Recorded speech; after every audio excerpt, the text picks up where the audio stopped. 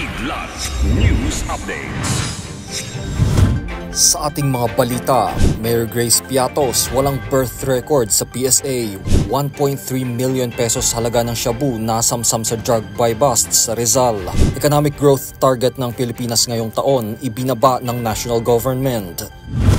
Ako po si Cesar Soriano, kasama ang buong puwersa ng Kidlat News Channel para ihatid ang mga nangungunang balita sa buong kapuluan ngayon. Ipinaalam ng Philippine Statistics Authority o PSA sa House Committee on Good Government and Public Accountability na wala itong record ni Mary Grace Piatos sa kanilang database.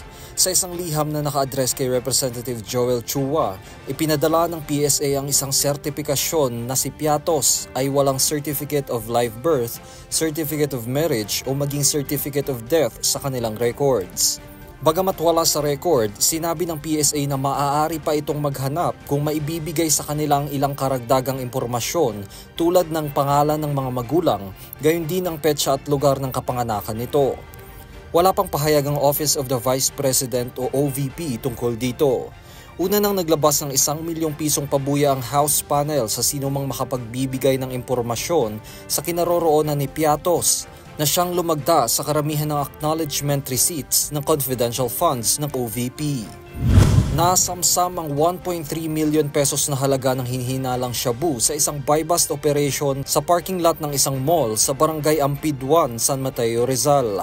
Sa nasabing operasyon, naaresto ang suspect na kinilalang si Nizar Alulong E. Montaner alias Ramos, 34 anyos at residente ng Barangay Buntong Palay sa San Mateo, Rizal. Nakumpiska sa suspect ang 200 gramo ng ilegal na droga. Nahaharap si Alulong sa kasong paglabag sa Republic Act No. 9165 o ang Comprehensive Dangerous Drugs Act of 2002.